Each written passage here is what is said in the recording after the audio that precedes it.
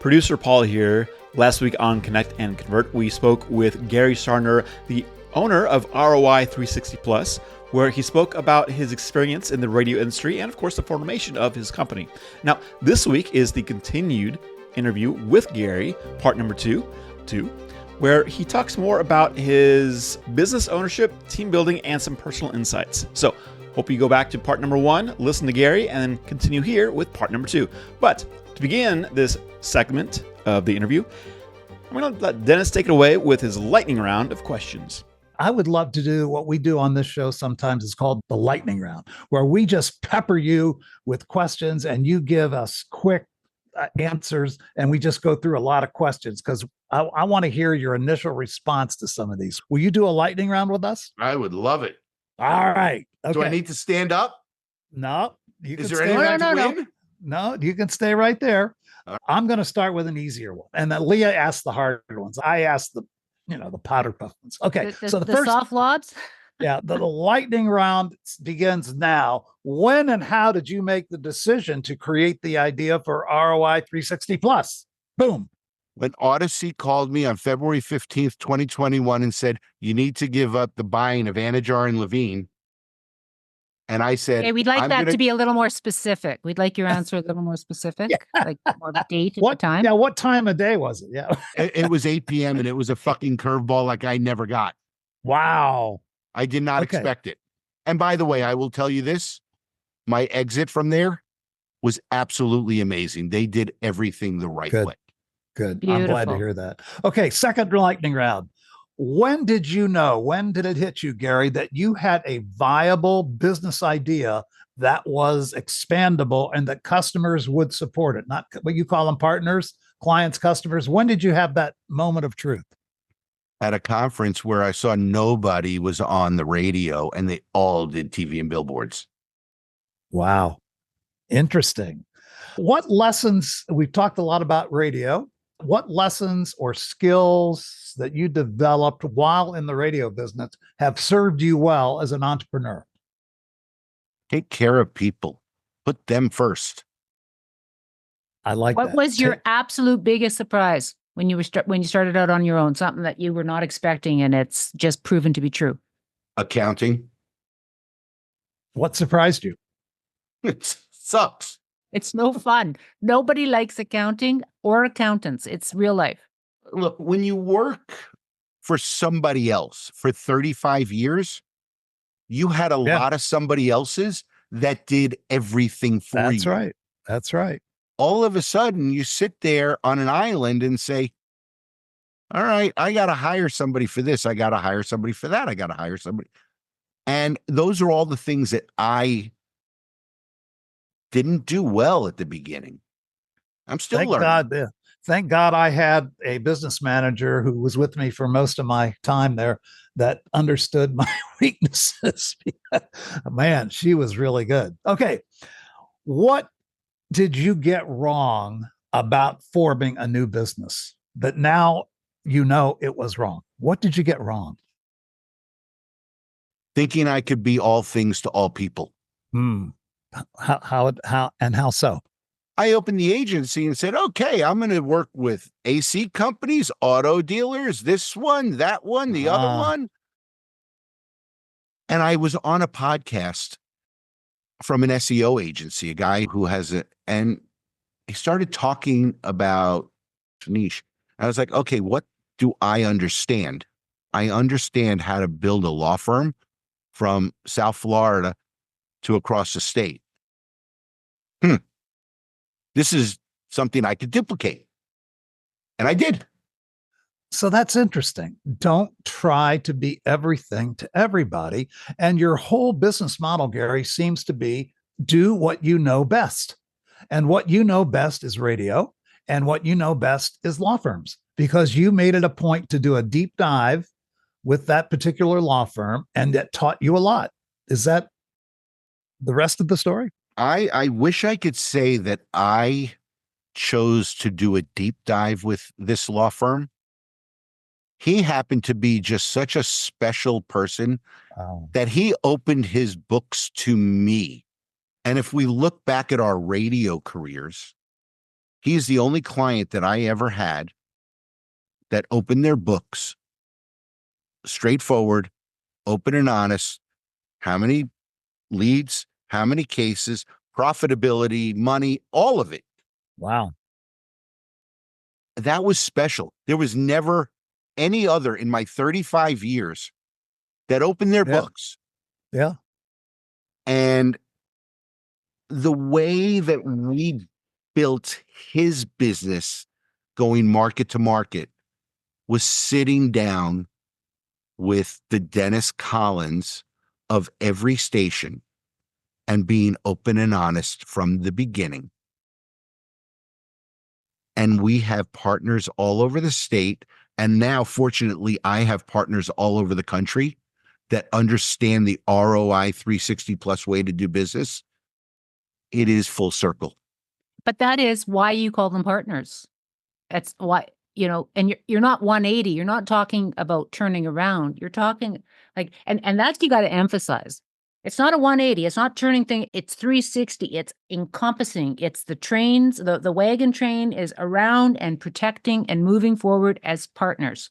I love how you stated that earlier. Not just a client, it's a partnership. Partner. So look, could we work with an AC company or a car dealership?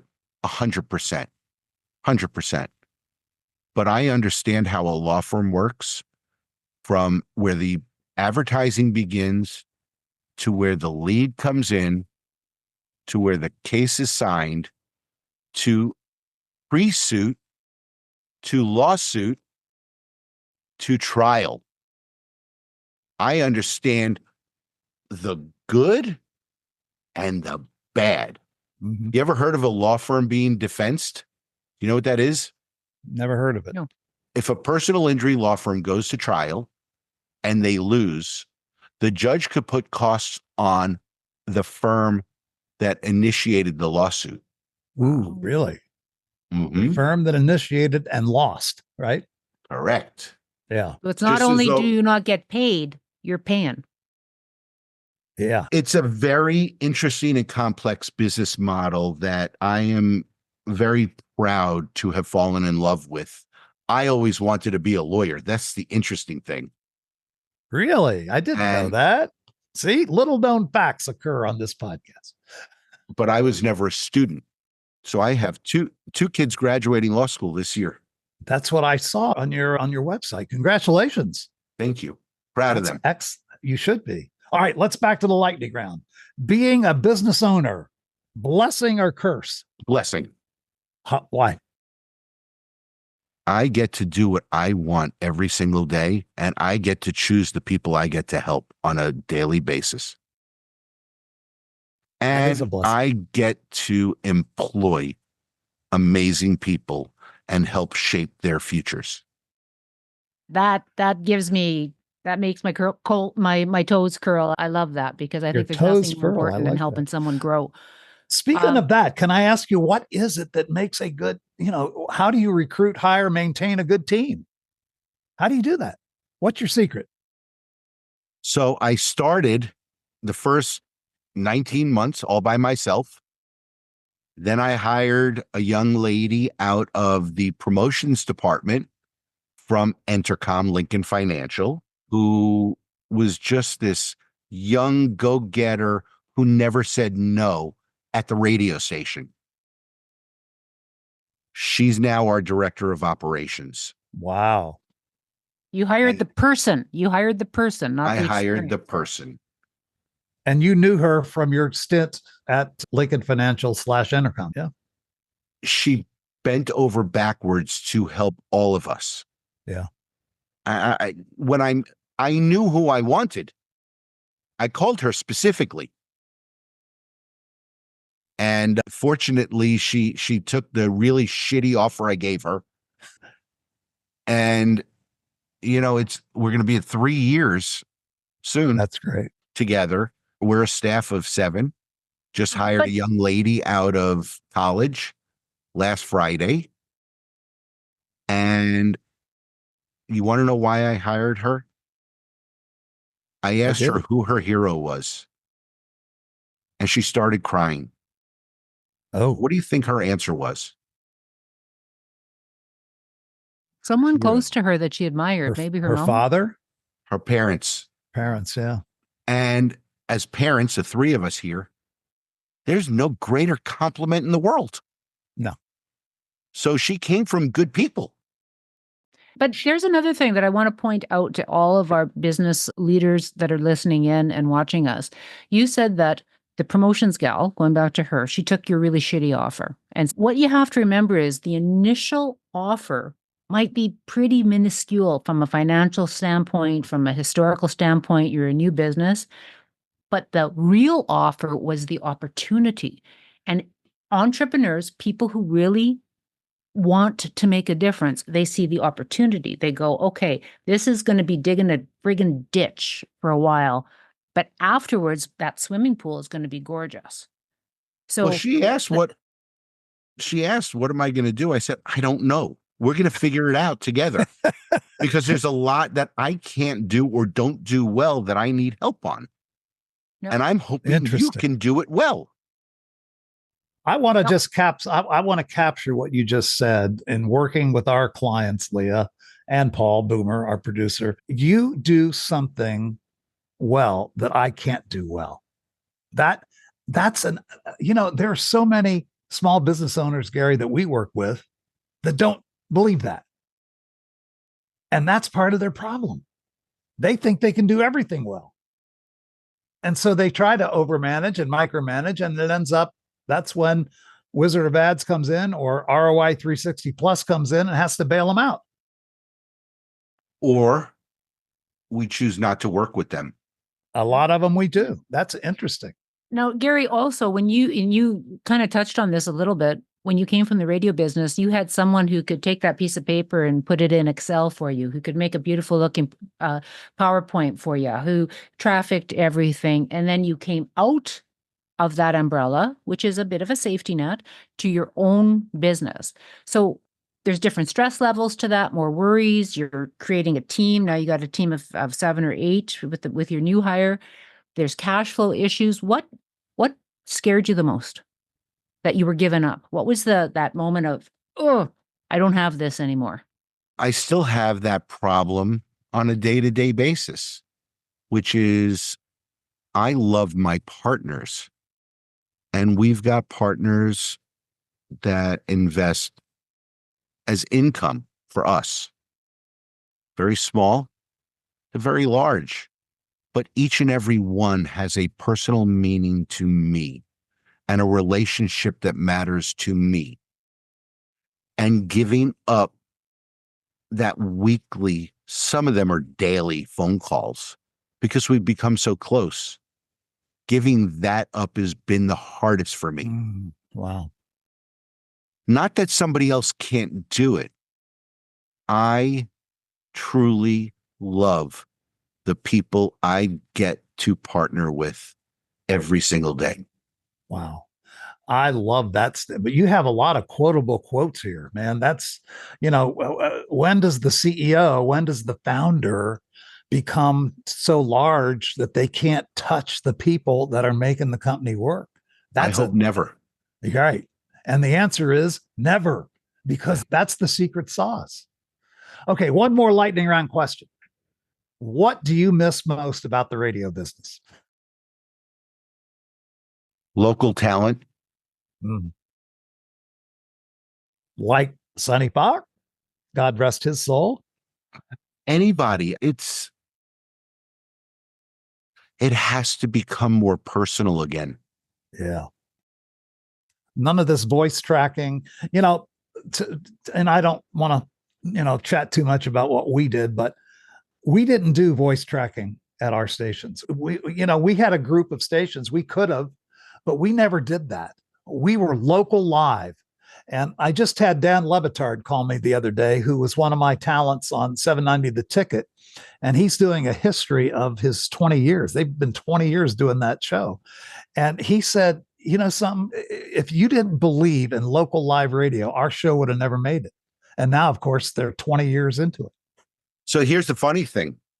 I'm going to go back. This is pre Dan and Stu Gatz Yeah. on 790. Right. I used to sit at my desk at WQAM on Sunday mornings working, Yep. smoking a pack of cigarettes as Oh, Dan was doing his network show yes. on whether it was Westwood One. I don't know what network he Well, was. he was on ESPN for a while, quite a while. This is before ESPN? This is before he ever did any local radio. Oh, okay. Yeah. Yeah. This is the 90s. This was before he was on a local radio station. Got it. Before you put the billboard of Dan and Joe with the bird crap on them. Oh, You remember that? oh, yeah. We had some fun with that. I was there when John Wiener was named Stugatz. Yeah. Now Hank Goldberg did that. Yeah. So, yeah, it's a little history. You're a sports fan, right? Oh, no, not me. You know the It's name like- John Shambi? Of course I do. Boog. Boog Shambi Yeah. started as a board op Right. at WQAM. I know. Yeah. You know the name Bob Wischusen? Don't know that name. Bob Wischusen is the voice of the New York Jets. Oh, He is a broadcaster for ESPN and Notre Dame sideline reporter. okay. He was the fabulous sports brat with Joe Rose. Oh, was he? Okay. Yes. I didn't know that. So cultivating talent, although I was not in programming, Right. I took a lot of pride as being a part of the management team at WQAM that we brought all these young bucks in who got to fly and soar and become who they wanted to become. It's a good point. A lot of talent from South Florida rose up and became huge for sure. And both of you guys, right from the beginning of our discussion, have been talking a lot about mentoring. Who you mentored, who mentored you, that M word has been huge. Talking about these people that were in programming, that were talent. This all went to build empires, really. I mean, we may not know Very that he much was the so. sports brat, but my goodness, New York Jets were playing in my rec room last night or yesterday afternoon if they were one of the teams. I mean, everybody knows what we're talking about here. So my question has to do with something that everyone in business has to deal with. You've touched on it a little bit, Gary, but recruiting, hiring, maintaining a team that you're comfortable is going to do things the way you want, that requires intense mentoring. How does that work for you? Do you think it's organic? Do you try and say, Dennis, I want you mentoring Leah, I want you mentoring Paul, or do you allow it to happen? Because it has to be right. Done wrong, it wrecks an organization. I wish, this is Gary being a little vulnerable right now. I wish I had the want for each and every person to mentor them. You don't connect with everybody. Yeah. And for me, if I'm going to give you my blood and guts, I truly love you and care about you. Yes. So as I speak about my partners, they wouldn't be my partners if I didn't care 100%.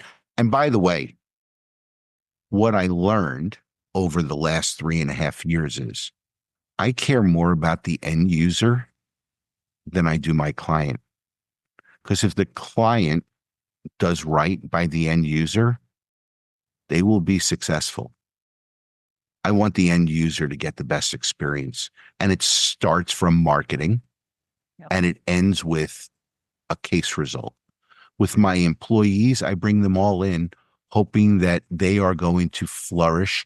And, we're going to be 100 people one day and we're going to be doing $100 million in revenue, not billing, because we're going to break 100 million in billing and then not too far distance, but I have to have it here, not here. And that's good and bad. It can be a lot. But Mostly I think good. That encapsulates the difference between a corporate entity responsible to shareholders and a small business who is setting out to, yes, dominate the world, but in a way that helps, that changes, that does good stuff. Good begets more good. One of the things we talk a lot about on this podcast is, can you sell and serve at the same time? Can you sell somebody something and serve them? And we debate this, but the answer is yes, you can. In fact, the more you serve, the more you sell. Okay. The more you serve, the more you sell. So again, another quotable quote, a quote from Gary Sarner. We've got a whole list of Sarner quotes here today. You explained to him that we own them now that they've been here on the. Oh yeah, they're ours. Yeah, we they got belong to us. Sorry, Gary. Unless you have a good lawyer, then he knows a lot of lawyers, though. I work with lawyers. Yeah, right. Now, you know what's funny? I've not signed one contract in the 3.5 years we're in business. What? With any broadcast partner across America. Wow. So we do agreements with our partners, which I call paperwork. They are not contracts. No. I'm actually doing a seminar next week with a guy named Chad GPT. He's a wordsmith. Chad GPT. I see. Okay. And we're going to talk about how law firms can change some of the words in their business model to make consumers feel more comfortable. Wow. You're the wizard of ads. Words matter. Words matter. Matter. That's Music what we do. Matters. You are just, I always had tremendous respect for your ability in the radio business, but this is a whole new Gary that I just didn't know about that is phenomenal. I am so glad that we had this chance to get together. We shared some kind of insider stuff that some of the people won't know about, but you know what? We also shared some very heart-rending stuff, very much about why. And, I believe the why do we do something is more important than what we do. And you did a beautiful job of explaining your why. Leah, I think we better let this man go. He's got lawyers to talk to. I can't believe we finally connected. I'm glad we did. When I'm down in South Florida soon, I take the train now on the Bright Line, and there's a stop right by your house. So you said something interesting before we part ways. Okay. And I don't ask this question until I'm in front of somebody that I may partner with. Sure. And I ask them, eye to eye, most man to man, one man to woman. What is your why? Ooh. I love that question because I have it on a whiteboard right here. If it's money, I'm out. No bueno. I'm out. Yeah. Your employees, your family, your potential clients, anything out in your community, I will knock down walls for you. Now, everybody wants to make money, but for those of us who were brought up the proverbial right way, if you do good and you do what's right, everything will follow. As certain famous people have said, Steve Jobs, his quote, he left us way too early, but when he gave some of his final speeches, I never did it for the money. Even though he was worth about $100 million when he passed, maybe more than that, I never did it for the money. I did it for the people. I did it for my team. And as you said, Gary, so rightly so, I did it for the consumer, the ultimate user of this product. I did it for them. If it's good enough for Steve Jobs and Gary Sarner, it's good enough for me. The crazy thing is, for people who don't know their why, who haven't sat down and done that, there's 3 things you can accomplish. We all know this: make a difference, make a name, or make money. If you don't have clarity and you're just going after everything, you're not going to get anything. But if you have clarity and you know your why, just do it. Just like you move forward towards that, but have the clarity of knowledge. Well, Mr. Sarner has clarity. That's what, there's no 2 ways about it, Gary. This is your methodology. It works. we know it works. You know it works. And we're all spreading the gospel together. So I think we're all in the same boat. But I commend you for taking the step. It's not easy to do what you did. You did it. You've been successful. And I can't tell you how glad I am to connect with you and hear about the real Gary Sarner, not the radio Gary Sarner, the real Gary Sarner. Well, Dennis, this was an honor. And like I said, always knew the wonderful person you were based on others' words. Wish I had gotten to know you better sooner. Likewise. Like here today. Hey, here it is. When you get to South Florida, Leah, you are welcome to fly since you can't take the train. I could take a train, but I'd be much older when I got there. Dennis, I think we could tell 6 hours of war stories and not stop belly laughing. I can't wait. I come down for Dolphins games. I come down for Heat games. And when I get that on the schedule, I'm putting you on my first call to see if we can get together. I can't wait. I'm going to ask to get 4 of Anna Jar's court seats. Oh, and we'll sit there. Let me know. Again, thank you, Gary. That will wrap it up for this wonderful edition with our guest, Gary Sarner. Gary is the owner and founder of ROI 360 Plus, the radio experts. Thanks, Gary, for your time. Thanks for sharing. It's been a great time. Thanks. Very good to meet you. We'll see you next time on Connect and Convert.